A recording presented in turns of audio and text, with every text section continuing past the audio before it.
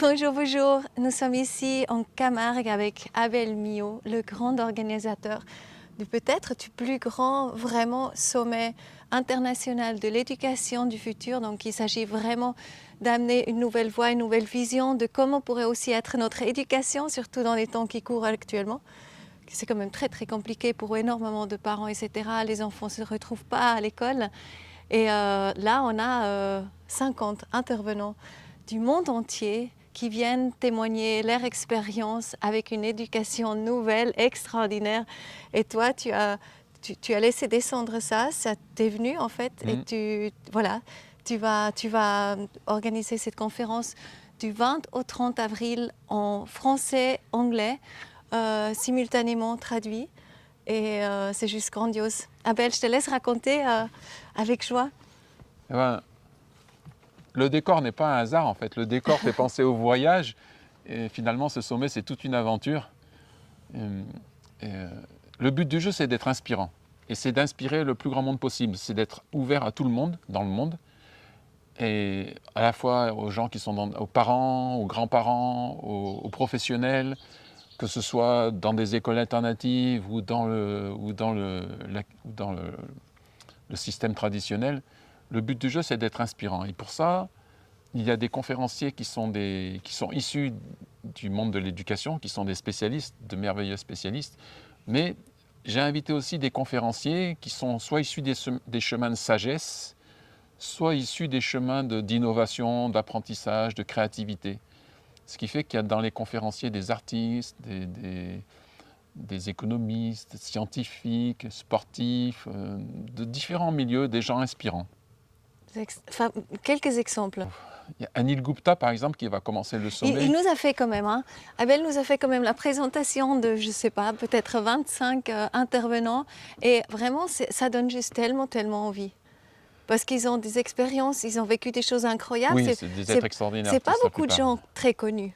Hein? Pas forcément. Ouais, Il y en a qui qui sont connus dans leur pays ou dans leur milieu. Ils ne sont pas forcément connus internationalement. Oui. Par exemple, Anil Gupta, qui va commencer le sommet, qui va être la première conférence, il fait un travail extraordinaire en Inde. Il va dans les endroits les plus reculés, il repère des gens qui inventent des choses, du quotidien, des choses, parce que c'est des gens qui vivent dans des milieux où la vie pratique prend toute la place, quoi, et qui inventent des choses pour faciliter la vie. Comme quoi?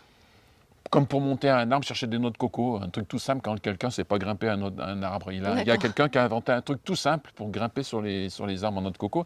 Et cet homme-là, il repère toutes sortes d'inventions comme ça. Et il a mis en œuvre, du microcrédit. Et des fois, le fait de pouvoir faire en sorte que ces innovations se multiplient et qu'elles puissent être vendues ailleurs ou refaites ailleurs. Donc il organise aussi des tournées où il fait venir des inventeurs dans certains endroits de l'Inde et puis pour qu'ils apprennent comment ils ont fait. Il leur fait faire des tas de jeux, même aux enfants, il fait faire des jeux sur l'innovation. Et le but du jeu, c'est de voir comment avec les choses qu'on a autour de soi, on peut inventer des trucs incroyables. Et il fait tout un travail comme ça depuis des années et c'est quelqu'un de passionnant. Et ça va être le début du sommet. C'est génial. En fait, ça va éveiller notre créativité en tout le monde, Oui. notre curiosité et ingéniosité aussi. Ça mêle à la fois l'éducation, mais aussi l'économie et la reconnaissance, et qu'on n'a pas besoin d'être des experts pour faire des choses incroyables, quoi. Et dans le monde, il y a plein de gens qui font des choses incroyables. Et parmi les conférenciers, il y a Marianne Sébastien qui fait un travail extraordinaire en Bolivie, dans les bidonvilles, qui a créé des maisons de bonté. Avec Voix Libre. Ouais. Avec Voix Libre. Il y a Olivier Claire. Qui a déjà aidé, juste pour savoir, elle a aidé déjà 2 500 000 personnes. Ouais. Et toutes les personnes qu'elle touche, tous les enfants qu'elle touche, elle dit, je t'aide et tu vas aider 3 autres personnes en plus. Donc c'est ça en fait, toute cette ingéniosité de comment faire que tout ça se répande mieux. Mm-hmm. Il y a Olivier Clerc qui est très connu en France parce qu'il a créé les cercles de pardon, il a travaillé avec Don Miguel Ruiz, c'est lui qui a traduit le livre Les 4 accords Toltec, qui a traduit des dizaines et des dizaines de livres, et qui n'est pas connu pour toutes les traductions qu'il a faites, mais qui a écrit aussi beaucoup de livres, et qui est un formidable orateur, et qui est passionné par la pédagogie, donc il ne travaille pas dans le milieu de l'éducation. Mais il est passionné par l'éducation et il fait tout un travail sur le pardon. Et du coup, il va nous partager sa vision de l'éducation à travers toute son expérience professionnelle, mais aussi son expérience avec Don Miguel Ruiz, avec les accords Toltec. Et puis, et il y a aussi Dan Millman, par exemple. Ah oui. Par exemple, Olivier Ah oui. Clerc, c'est lui qui a traduit le livre Ah, de Dan Le guerrier Millman, ok. pacifique de Dan Millman. Ah oui. Et Dan Millman a accepté de faire une petite conférence. Il ne sera pas là pendant 1h30, mais il va être là pendant une demi-heure.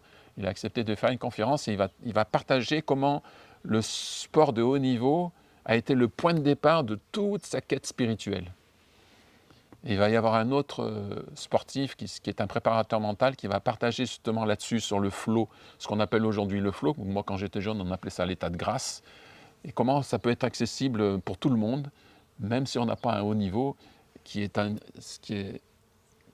état de conscience pour pratiquer une activité physique qui fait qu'on a d'un seul coup l'impression que tout est facile, que tout est fluide.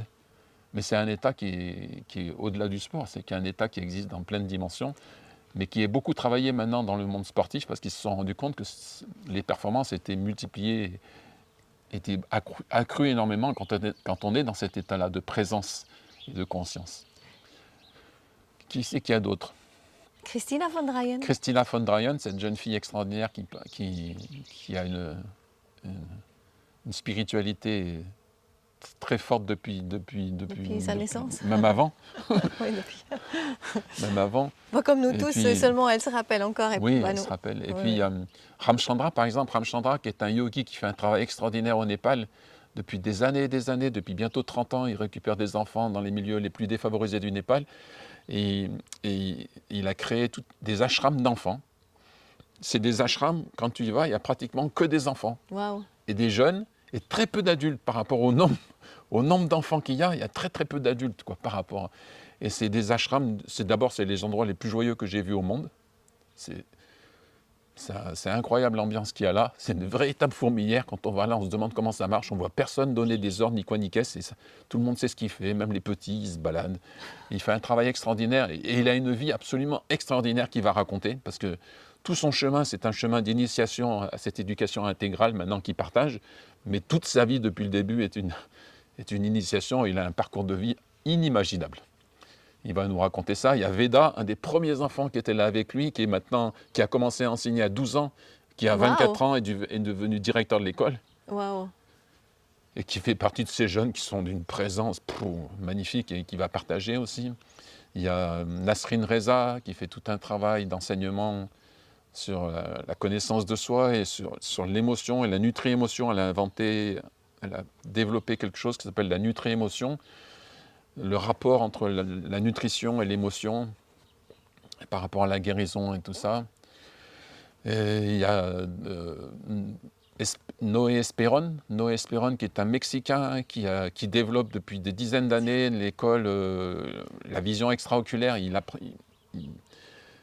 Il permet aux enfants d'apprendre à lire sans les yeux. Ah oui, oui, oui, j'ai entendu ça. Oui, oui, oui. Et Oui, du coup, oui, en oui, une c'est semaine, les exceptionnel. enfants peuvent arriver à lire comme ça sans les yeux. Donc C'est-à-dire c'est le qu'ils troisième œil lisent, qui ils développent le troisième œil. Et ce qui se passe à travers ça, lui, pourquoi il fait ça? C'est pas pour qu'ils deviennent des êtres un peu spéciaux ou quoi. Non, mais c'est qu'à travers cet apprentissage-là, les enfants développent tout un état méditatif d'écoute et de connaissance de soi qui fait que ça en fait des êtres beaucoup plus posés, et qui sont beaucoup plus efficaces dans la vie, qui deviennent des êtres extraordinaires dans la vie, mais du quotidien, quoi. Ah, Parce qu'ils retrouvent aussi plein de capacités à travers cet apprentissage-là. c'est tellement riche. Et Et peut-être à il y la... a aussi, c'est difficile parce que là, comme Oui, tu je peux devrais pas. tous les citer, Oui, oui. et c'est vraiment Non, délicat, mais d'en citer que voilà. quelques-uns. Après, on peut Mais il les y a voir aussi sur Anne le site Liqueux. aussi. Anne Liqueux, elle travaille avec les abeilles, donc on se demande qu'est-ce que vient faire quelqu'un qui est Il y a apiculteur. plein d'abeilles là autour de nous. Il y en a plein, ouais. Et qu'est-ce que fait une apicultrice dans un sommet de l'éducation? Mais elle va nous emmener à l'intérieur de la ruche. On a déjà parlé ensemble. Dans l'organisation de la ruche. Elle va nous emmener à l'intérieur de la ruche. Ouais. Comme elle va nous aider à pénétrer dans le monde de l'abeille et mettre en évidence comment l'abeille a des tas de sagesse à nous enseigner, y compris pour le monde et pour l'éducation, etc. Et ça va être un voyage extraordinaire avec elle. Et nous, on fait partie aussi, Oui, avec le manifeste, le manifeste de la Nouvelle Terre. Le manifeste de la Nouvelle Terre, bien sûr, est présent. C'est difficile de... Non, mais c'est juste fabuleux. Mais en fait, tu dis, parce que là, il y a des thèmes qui ne sont pas en premier abord, qu'il ne s'agit pas de l'éducation. Mais quand même, tout est... Si tout est centré sur l'éducation, tous les conférenciers vont partager par rapport à l'éducation, ça touche toujours l'éducation d'une façon ou d'une autre. Il y a une D'accord. femme qui va parler du Québec, une femme du Québec, qui a une connaissance extraordinaire de tout ce qui se passe pour les âmes, qui est en contact avec les âmes pendant tout leur voyage, depuis la préconception jusqu'à la conception, la vie intra-utérine, jusqu'à la naissance, etc., qui a un lien très fort avec toutes les âmes, qui communique avec et qui a créé des écoles pour former les parents de façon à ce que les enfants puissent venir dans un monde de conscience et qui a une connaissance extraordinaire, qui va faire une conférence. Donc là, ça va toucher... Bien sûr que ce n'est pas l'éducation, mais sauf que tout ça, c'est la base de l'éducation. Si un enfant est accueilli d'une certaine façon pendant toutes ces étapes-là, et dans un environnement particulier, pendant toutes ces étapes-là de connexion, de conscience, et forcément, au niveau de l'éducation, ça s'en ressent derrière. Et puis, il y a tes amis qui vont parler de la petite enfance, entre 0 et 3 ans, et qui font un travail extraordinaire. Et du coup, ça touche vraiment à toutes les dimensions de l'éducation. Ça va toucher aussi, par exemple, Isabelle Servant, qui va parler de comment les jeunes peuvent développer leur potentiel, comment aider les jeunes à développer leur potentiel de façon à avoir une vie professionnelle dynamique, attrayante, joyeuse et constructive et fleurissante, ouais. épanouissante, quoi. Donc, on va vraiment toucher à toutes les dimensions de l'éducation. C'est ça le but du jeu aussi. C'est ça. Et pour toi, à la fin, quand on commence à regarder ça, parce que c'est quand même pendant 11 jours, beaucoup d'heures, Ouais. c'est à partir de midi, 12h30 environ, jusqu'à 6-7 heures tous les jours. Ouais, tous les horaires sont recentrés autour des heures qui touchent le plus de monde possible dans le monde, quoi. Voilà, c'est ça. Et qu'est-ce que tu as envie qu'à la fin reste à tout le monde qui regarde ça? Parce que peu de gens vont pouvoir regarder le tout, mais à chaque fois qu'ils vont pouvoir écouter quelques conférences, quelle est l'essence que toi tu souhaites qu'il reste à la fin?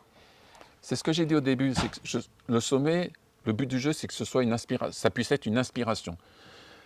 Il se peut que quelqu'un vienne voir juste une conférence, mais c'est exactement ce dont il a besoin d'entendre, parce que sur son chemin de vie, ça va lui donner l'envie d'avoir une nouvelle vision, ou de créer une école, ou de créer de crever une nouvelle façon de travailler avec les enfants. L'important, c'est que ce soit juste inspirant là où chacun en est. Alors bien sûr que tout le monde ne va pas tout regarder, puis peut-être que quelques-uns vont regarder énormément de conférences, peut-être que quelques-uns vont avoir qu'un petit extrait, mais ce n'est pas important.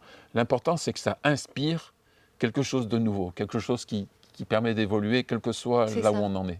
Parce que quelquefois, c'est vraiment comme ça. Il manque juste c'est comme un petit déclencheur. Ouais. Il y a quelque chose qui fait que ça nous ouvre vraiment tout un monde. Et moi, j'ai vraiment l'impression que tu es en train d'organiser, mais ça va nous ouvrir à tout un monde avec tous ces intervenants vraiment qui sont dans leur domaine vraiment des experts. Quelqu'un qui a l'occasion de voir toutes les conférences, ça va être un passage dans sa vie, ça c'est clair. Hein. Ah oui. Parce que ça va toucher à tellement de dimensions, ah, oui. Ça va tellement amener une vision différente de ce qu'on a l'habitude, ça va tellement amener... Puis surtout, j'ai demandé aux conférenciers s'ils pouvaient, pas tous, peut-être pas tous vont le faire, mais j'ai demandé aux conférenciers de partager comment la vie s'y est pris avec eux pour les emmener là où ils en sont. Donc en même temps qu'ils vont partager leur expertise, ils vont aussi partager comment la vie les a initiés et les a conduits jusqu'à aujourd'hui et jusqu'à ce qu'ils puissent partager ce qu'ils partagent, quoi.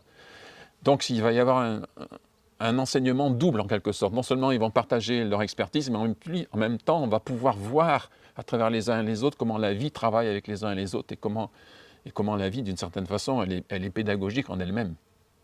Et que la vie, finalement, c'est une grande école. C'est ça, c'est sûr. Et je crois qu'on peut vraiment beaucoup se réjouir parce que le monde qui nous attend au niveau de l'éducation, etc., avec toutes ces connaissances actuelles, ça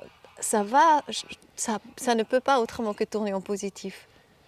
En fait, on ne va plus accepter de rentrer dans un système où c'est un tout petit peu le gavage de la même matière encore et encore et encore, mais on va être beaucoup plus individuel de la manière qu'on va enseigner les enfants. Plus créatif. Beaucoup plus créatif que les enfants et on va être plus joyeux encore, plus enthousiaste. Et on sait que quand on est vraiment dans la joie et quand on est vraiment enthousiaste à ce moment-là, c'est qu'on apprend le mieux, nous aussi. Hein, on sait maintenant avec les neurosciences qu'on apprend le mieux là où il y a de l'enthousiasme. Et quand il n'y a pas d'enthousiasme, on ne retient pas. Puis ça, il n'y a pas besoin de faire des neurosciences pour le savoir, parce qu'on l'a tous expérimenté. Quand on veut apprendre quelque chose qui ne nous intéresse pas, c'est la croix et la bannière, ça ne marche pas. Ouais. Par contre, quand on est motivé pour apprendre quelque chose, c'est ça. Donc ça, tout le monde le sait. Mais les neurosciences le prouvent. Donc, toute cette nouvelle éducation, elle pousse inévitablement à ce qu'on aille vers l'enthousiasme, à ce qu'on aille vers la joie et qu'on aille vraiment vers le fait de révéler qui on est vraiment et ce pourquoi on est fait. C'est ça. Parce que chacun, Youhou! même si on ne le sait pas, chacun a des Des dons, des talents. des particularités à donner au Ah oui, monde, oui, quoi. vraiment. Quelque chose d'unique. C'est ça, c'est ça. Et c'est ça le but du jeu. Donc comment on peut s'inscrire? Bon, et pour l'instant, c'est tout simple. Il y a juste un formulaire. C'est une inscription. Je dis, voilà, ça fait une inscription pour le sommet. Je suis intéressé. Donc, du coup, vous recevez les informations. La véritable inscription derrière, par rapport à la technique, tout ça, c'est pas encore en place. Comme parce ça, qu'on ça a va être encore... communiqué à travers l'email et Comme tout c'est ça. traduit dans plusieurs langues, c'est un peu compliqué à mettre en place. Donc, c'est pas encore complètement au point. Mais ça va venir. Donc c'est vraiment merveilleux juste de voir l'accès. Ça va être un accès au monde entier. En même temps, En français, en anglais, certaines conférences en allemand, en espagnol. Il va y avoir plusieurs langues. Toutes les conférences en français et en anglais, ça c'est sûr. Ouais, ouais. Et plus des conférences en espagnol traduites en français et en anglais, des conférences en allemand traduites en français et en anglais, plus certaines conférences en français et en anglais traduites en espagnol ou en allemand, ou en allemand. On est en train de travailler à ça. Et ma foi, si vous faites partie de ces gens qui ont un don particulier pour ce genre de choses, traduire, ou qui ont des élans pour aider ce sommet à tous les niveaux, quels qu'ils soient, ben vous êtes les bienvenus. On a besoin d'aide. Oui, Oui, parce que vraiment volontiers. c'est pas une grosse organisation qui fait ça, c'est un individu, 2 individus, 3 individus. Depuis le début, c'est comme ça, c'est juste des individus avec leur bonne volonté qui se mettent ensemble. Et il n'y a pas une grosse organisation derrière tout ça, quoi. Ça se fait comme ça. En tout cas, merci d'avoir mis ça au monde, là, on se réjouit beaucoup. Inch'Allah. Merci, à bientôt. À bientôt. Merci.